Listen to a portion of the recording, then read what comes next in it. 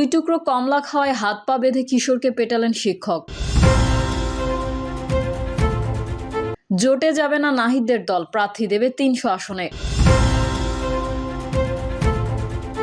জাতিসংঘ ফের তুলে ধরল জুলাই বর্বরতার চিত্র।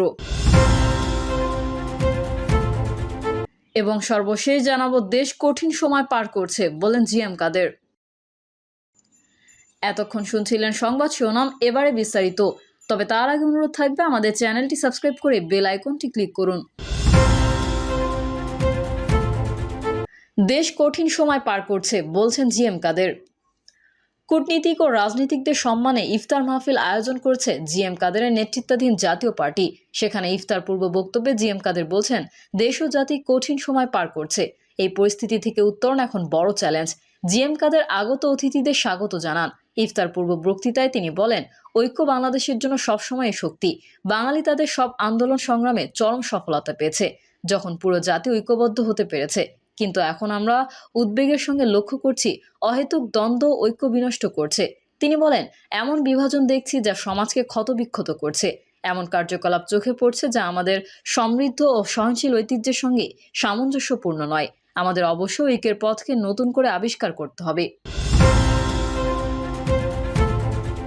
দুই টুকরো কমলা খাওয়ায় হাত পা বেঁধে কিশোরকে পেটালেন শিক্ষক। ইফতার শেষ হয়েছে, উদ্ধৃত্ত রয়ে গেছে কয়েক টুকরো কমলা। এক কিশোর লোভ সামাল দিতে পারেনি, দুটি টুকরো খেয়ে ফেলে সে। টের পেয়ে গেলেন মাওলানা শিক্ষক। আর যাবে কোথায়? ধরে আনা হলো এই কিশোরকে। হাত পা বেঁধে বেধড়ক মারপিট করা হলো তাকে। মুমূর্ষু অবস্থায় উদ্ধার করে ভর্তি করা হলো হাসপাতালে। নির্যাতনের শিকার ওই কিশোরের নাম সাগর হোসেন। সে সদর উপজেলার রাউতাইল গ্রামের মৃত আরমান হোসেনের ছেলে। এ ঘটনায় তার মা মোসাম্মদ মধুমালা বাদী হয়ে ঝিনাইদহ থানায় একটি লিখিত অভিযোগ দায়ের করেছেন। লোমহর্ষক এই ঘটনা ঘটেছে বুধবার সদর উপজেলার মথুরাপুর আদর্শ এতিমখানায়। ঘটনার সঙ্গে জড়িত জেলা শহরের কলাবাগানের মাওলানা শিক্ষক ইমরান হাওলাদার ইতোমধ্যে এতিমখানা থেকে পালিয়ে গেছেন। জানা যায়, সোমবার জৈনিক এক ব্যক্তি এতিমদের জন্য ইফতারের আয়োজন করেন। ইফতার শেষে কয়েকটি কমলা উদ্ধৃত থেকে যায়। সেখান থেকে কিশোর সাগর হোসেন দুই টুকরো কমলা খেয়ে ফেলে। অভিযোগ, মাওলানা শিক্ষক ইমরান হাওলাদার অন্য শিক্ষকদের মাধ্যমে বিষয়টি টের পেয়ে যায়। বুধবার সেহরি খাওয়ার পরে সাগরকে ডেকে নেয়। এরপর ফজরের নামাজ শেষ হতে হাত ও পা বেঁধে নির্মমভাবে মারপিট শুরু করে দেয়। এক পর্যায়ে সাগরের শারীরিক অবস্থা চরম অবনতি ঘটে। তাকে উদ্ধার করে ভর্তি করা হয় ঝিনাইদহ সদর হাসপাতালে। সেখানে মেঝেতে শুয়ে কাতরাচ্ছে সে। চিকিৎসকরা জানান, মৃত্যুর আশঙ্কা না থাকলেও শরীরের বিভিন্ন স্থান থেকে থোক থোক রক্ত জমাট বেঁধে আছে তার। এদিকে ওই মাদ্রাসায় আরও এক শিশুর সন্ধান মিলেছে। জীর্ণ শীর্ণ দেহ, বুকের হাড়গুলো চামড়া ভেদ করে বেরিয়ে আসতে চাইছে। শরীরের বিভিন্ন স্থানে বেতের আঘাতের চিহ্ন রয়েছে তার। অসহায় ওই এতিম শিশুটি ভয়ে আড়ষ্ট হয়ে আছে। কথা বলতেও পারছে না সে। নাম তার রায়হান উদ্দিন, বয়স মাত্র 6। সদর উপজেলার গোবিন্দপুর গ্রামের রুবেল হোসেনের ছেলে সে। অভিযোগ উঠেছে, ওই শিশুটির উপর নির্যাতন চালিয়েছে একই শিক্ষক ইমরান হাওলাদার। এলাকাবাসী ঘটনার সঙ্গে জড়িত শিক্ষকের দৃষ্টান্তমূলক শাস্তির দাবি জানিয়েছেন। জোটে যাবে না নাহিদদের দল, প্রার্থী দেবে ৩০০ আসনে। আগামী জাতীয় নির্বাচনে অন্য কোনো দলের সঙ্গে জোটে যাবে না তরুণদের নবগঠিত রাজনৈতিক দল জাতীয় নাগরিক পার্টি। এককভাবে ৩০০ আসনে এনসিপির প্রার্থী দেওয়ার সক্ষমতা আছে বলে মনে করেন দলটির নেতারা। তারা জানিয়েছেন, নিবন্ধন পেতে ঈদের পর আবেদন করা হবে। দলের নেতারা জানিয়েছেন, দলের নিবন্ধন পেতে ঈদের পর নির্বাচন কমিশনে আবেদন করা হবে। আর দলীয় প্রতীক এখনও চূড়ান্ত হয়নি এনসিপির। সবার সঙ্গে পরামর্শ করে দলীয় ফোরামে আলোচনার পর দলের প্রতীক নির্ধারণ করা হবে। আগামী জাতীয় নির্বাচনের জোট নিয়ে এনসিপির নেতারা জানিয়েছেন, তারা কারোর সঙ্গে জোট করবে না। তবে ছোট দলগুলোর সুযোগ থাকবে এনসিপির সঙ্গে জোট গঠনের আলোচনার। জাতীয় নাগরিক পার্টির যুগ্ম আহ্বায়ক সারোয়ার তুষার জানিয়েছেন, ঈদের পর দলে নিবন্ধনের জন্য আবেদন করবেন তারা। দলের আরেক নেতা সিনিয়র যুগ্ম আহ্বায়ক সামান্তা শারমিন বলেন, তরুণদের নেতৃত্বে গঠিত দলটি ৩০০ আসনেই প্রার্থী দেওয়ার সক্ষমতা রয়েছে। আর সেই লক্ষ্যেই আমরা কাজ করছি। জাতীয় নির্বাচনের আগে সারা দেশে দলীয় কার্যক্রম বৃদ্ধি আমাদের অন্যতম লক্ষ্য। জাতিসংঘ ফের তুলে ধরল জুলাই বর্বরতার চিত্র।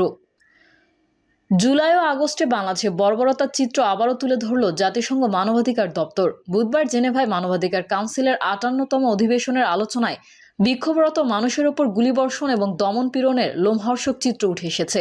ভিকটিমদের মর্মস্পর্শী বর্ণনায় অন্যরকম পরিবেশের সৃষ্টি হয়। তাদের মতে একটি বুলেট কেবল একজনকে আহত বা নিহত করেনি, বরং গোটা পরিবারকে পথে বসিয়ে দিয়েছে। ক্ষতিপূরণ দিয়েই এর পরিসমাপ্তি ঘটতে পারে না, এর একটা দীর্ঘমেয়াদী সমাধান প্রয়োজন। হতাহতের কষ্টের কথার পাশাপাশি ভিকটিমদের ক্ষত সরাতে তাদের ন্যায় বিচার প্রাপ্তি, আহতদের চিকিৎসা এবং বর্তমান ব্যবস্থার সংস্কারের প্রতি সমর্থন উঠে আসে আলোচনায়। সংস্কারে মানবাধিকারকে কেন্দ্রে রাখার প্রতি আহ্বানের বিষয়টিও সামনে আসে। জাতিসংঘ মানবাধিকার দপ্তরের মুখপাত্র রাভিনা সামদানির সঞ্চালনায় অনুষ্ঠানে জাতিসংঘ মানবাধিকার হাইকমিশনার ভলকার তুর্ক, বাংলাদেশের আইন উপদেষ্টা ডক্টর আসিফ নজরুল, সিভিল সোসাইটির প্রতিনিধি ফারহানা শারমিন ইমো, জুলাই গণঅভ্যুত্থানে শহীদ মীর মাহফুজুর রহমান মুগ্ধের ভাই মীর মাহমুদুর রহমান দীপ্ত, গুম হওয়া যুবদল নেতা সুমনের বোন সানজিদা, আন্দোলনে অংশ নেওয়া 17 বছর বয়সী আইনের ছাত্রী নওশিন, নেদারল্যান্ড, সৌদি আরবের প্রতিনিধি আলোচনায় অংশ নেন। অনুষ্ঠানে সাংবাদিক ডেভিড বার্গম্যানের তৈরি করা একটি প্রামাণ্য ভিডিও দেখানো হয়। ওই ভিডিওতে যাত্রাবাড়িতে কিভাবে নিষ্ঠুরতা চালানো হয়েছে তার চিত্র উঠে এসেছে। অনুষ্ঠানে জাতিসংঘ মানবাধিকার দপ্তরের ফ্যাক্ট ফাইন্ডিং রিপোর্টের সুপারিশমালা সদস্য রাষ্ট্রগুলোর সামনে তুলে ধরা হয়। গত 12 ফেব্রুয়ারি ফ্যাক্ট ফাইন্ডিং রিপোর্টে তুলে ধরা হয়। সেখানে বলা হয়, জুলাই আগস্টে 1400 মানুষ নিহত হয়েছেন। অনুষ্ঠানে উপস্থিত বিভিন্ন পর্যায়ের প্রতিনিধিরা প্রশ্নোত্তর আলোচনায় অংশ নেন। ভলকার তুর্ক তার বক্তৃতায় বলেন, সাবেক রাজনৈতিক নেতারা এবং নিরাপত্তা বাহিনী ও গোয়েন্দা কর্মকর্তাদের মদদেই নির্যাতন, বিচার বহির্ভূত হত্যাকাণ্ড এবং জেন্ডার ভিত্তিক সহিংসতার ঘটনা ঘটেছে। কারণ বিক্ষোভে নারীরা সামনের সারিতে ছিল এবং তারা নির্যাতনের শিকার হয়েছেন। এমন সব অপরাধের ব্যাপারে জবাবদিহিতা নিশ্চিত করা মূল বিষয়। অভ্যন্তরীণ ও আন্তর্জাতিক আদালতে বিচার করা যায়। তিনি অবশ্য বিচারের ক্ষেত্রে মৃত্যুদণ্ড যে মানবাধিকারের লঙ্ঘন সেই কথাটিও স্মরণ করিয়ে দেয়। তিনি আরও বলেন, সত্যটা প্রকাশ হওয়াটাও গুরুত্বপূর্ণ। তিনি এ সময় বাংলাদেশে ভিকটিমদের সঙ্গে কথা বলা স্মৃতি স্মরণ করেন। তারা আহত হয়েছেন, তাদের জীবনযাত্রা কিভাবে চলবে সেটা গুরুত্বের সঙ্গে দেখতে হবে।